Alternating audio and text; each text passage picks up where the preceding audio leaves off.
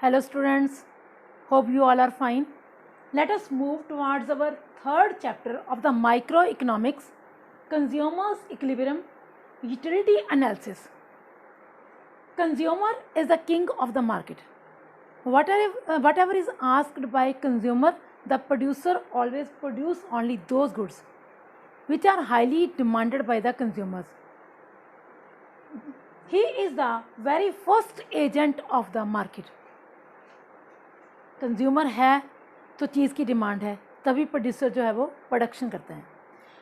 Who is consumer? Consumer who wants to get maximum satisfaction, who wants to get maximum satisfaction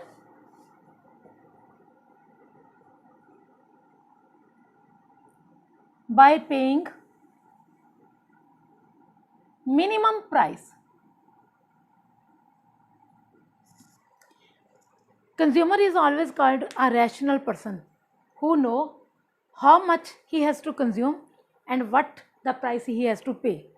So for the fuller satisfaction of the needs, he always wants to pay minimum price to get maximum satisfaction. Consumer always create the demand of only those goods which gives him maximum satisfaction, which is having highest utility. What is this word utility? This is a new word for you guys. Utility is the want satisfaction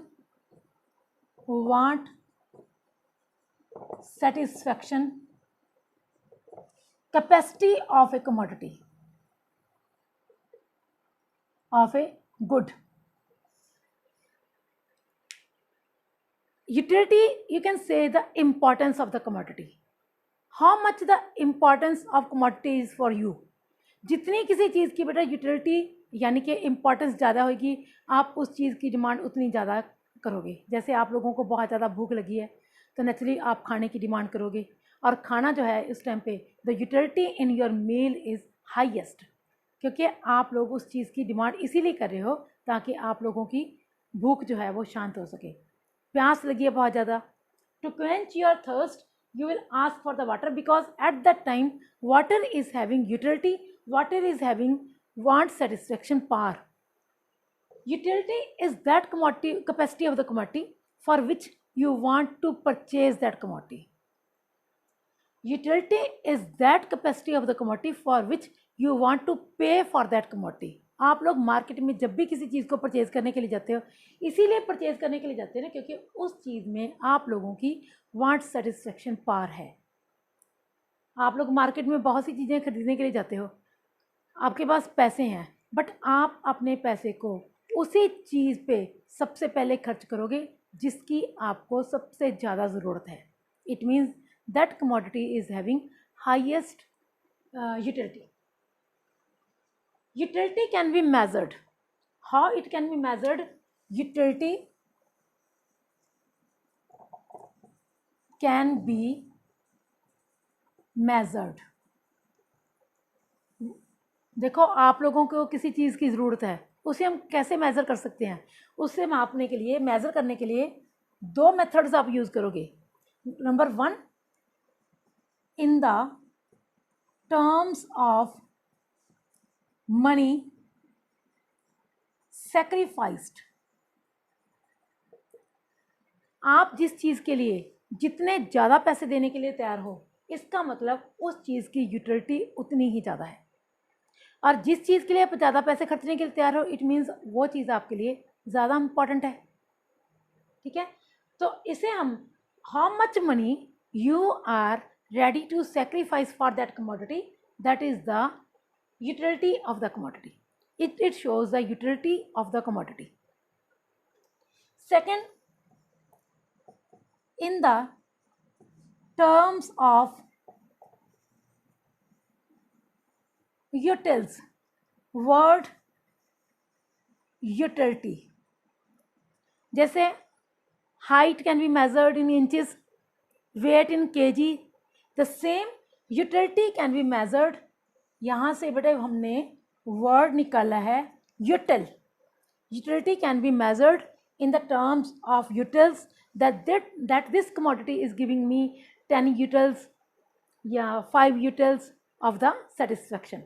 So it can be measured in the terms of utils. Next thing is basic concepts of utility. Basic concepts of utility, जैसे कि मैंने आपको पिछले chapter में भी बोला था कि मतलब जब भी आप लोग कोई भी नया सब्जेक्ट पढ़ते हो उसकी कुछ अपनी बेसिक टर्म्स होती हैं, कुछ अपनी वर्डिंग्स होती हैं जिनका आपको पता लगना ज़रूरी होता है, क्योंकि आम रूटीन लाइफ में जैसे हम यूटिलिटी वर्ड नहीं यूज़ करते, हम लोग किसी चीज़ की इंपॉर्टेंस को यूज़ करते हैं, बट यहाँ पे जब हम बात इकोनॉमिक्स की कर रहे हैं तो इकोनॉमिक्स में उसी वर्ड को हम लोग यूटिलिटी की फॉर्म में लिखते हैं. सो there are some basic concepts related to utility.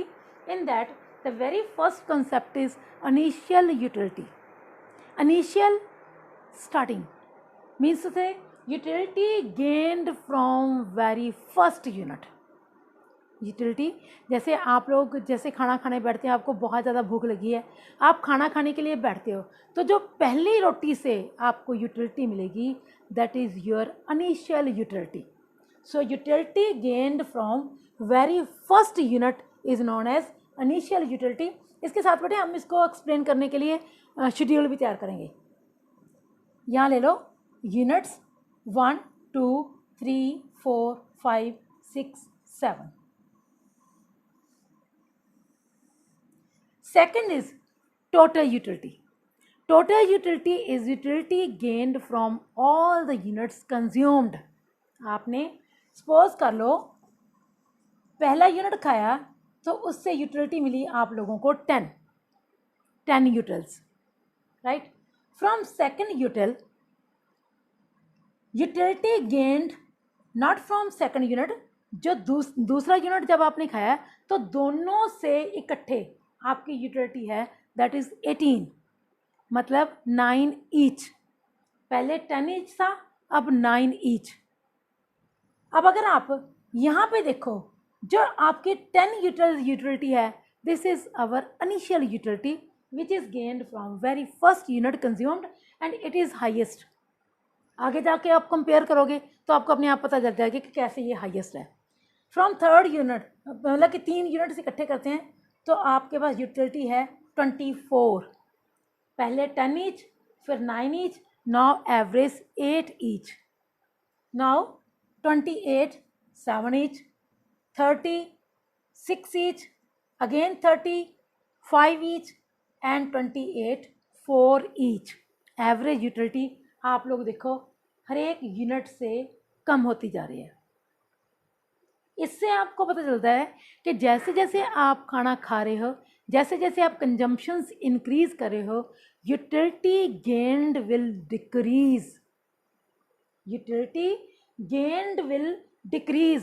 Average utility जो डिक्रीज हो रही है, इसका मतलब जैसे जैसे आप कंजम्पशंस करते जाओगे उस चीज़ की इम्पॉर्टेंस, उस चीज़ की नेसेसिटी आप लोगों के लिए आगे आगे कम होती जाएगी, राइट.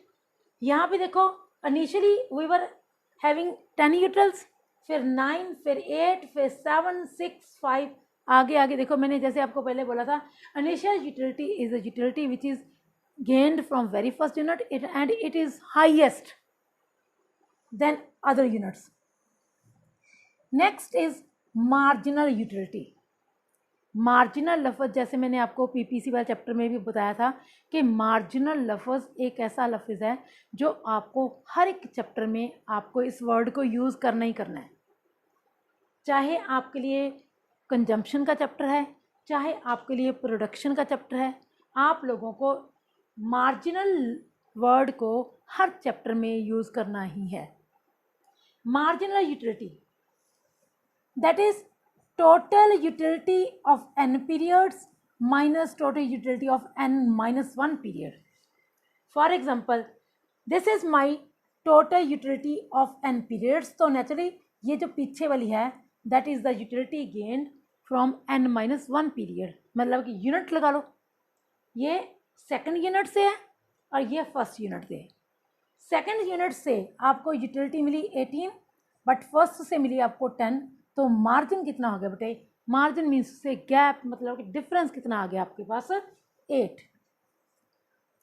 फर्स्ट पे तो 10 ही है बेटा, सेकंड पे 8, देन थर्ड पे 24 minus 18 6, 28 minus 24 4, 30 minus 28 2, 30 minus 30 that is 0, and 28 minus 30 that is minus 2. What it shows?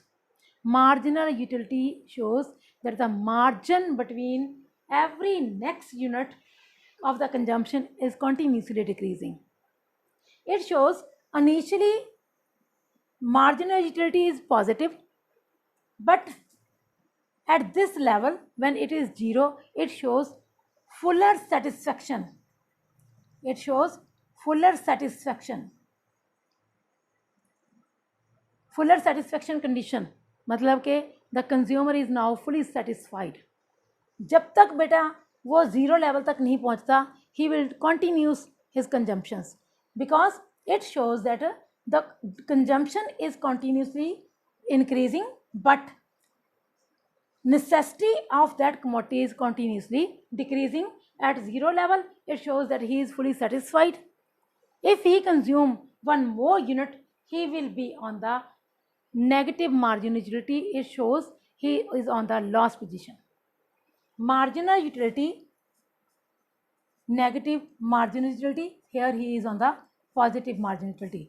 जब तक बेटे ये 0 नहीं होती तब तक उसको कंजम्पशंस करनी चाहिए. जिस जगह पे जाके ये marginal utility negative हो गया, it shows that he should stop more consumptions because more consumption than the 6th unit after the 6th unit is harmful for him. So it shows at what level he should do the consumptions, कहाँ पे जाके उसको stop करना है. मैंने आपको पहले बोला था consumer is fully rational person, he knows how to consume, how much he has to consume to get the maximum satisfaction. He will never consume more than this position, otherwise he will be on the loss position. ये loss position कैसे होएगी बेटे? अगर तो आप इससे कम खा रहे हो, 6 यूनिट्स से कम खा रहे हो, तो इट मीन्स आप भूखे रह जाओगे. अगर आप 7th यूनिट खाओगे तो that will be the over eating which is harmful for the consumer. Our next topic is a relationship between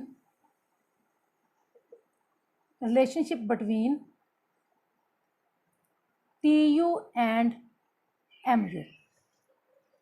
इस रिलेशनशिप को शो करने के लिए हम लोग क्या बनाएंगे बेटे? First of all we will make the diagram.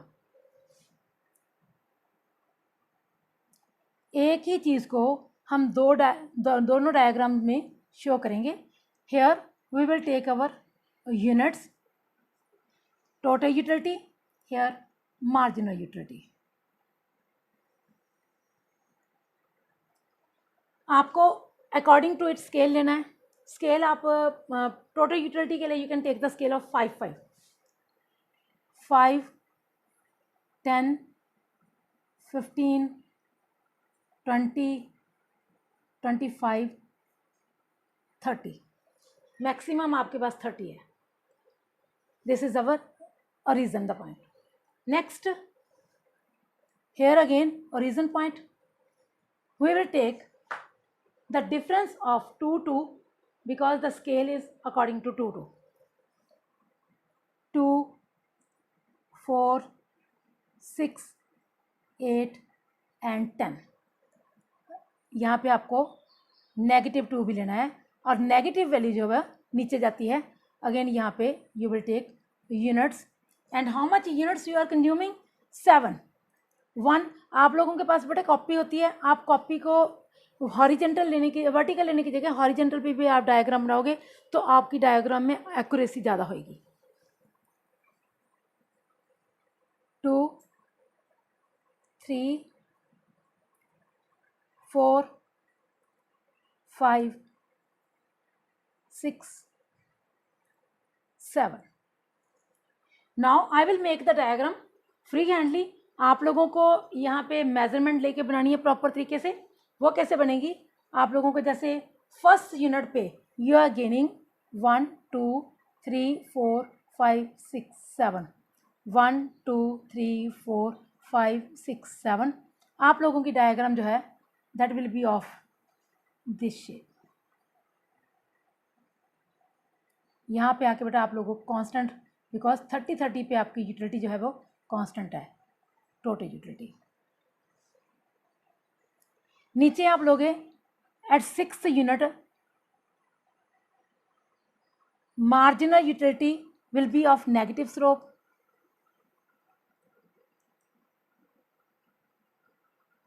This is our marginal utility. Here positive marginal utility, zero marginal utility and negative marginal utility. These are the three conditions on the diagram. Now if we are talking about the relationship when total utility is increasing at decreasing rate, ये हम लोग यहाँ पे साथ में लिख देते हैं।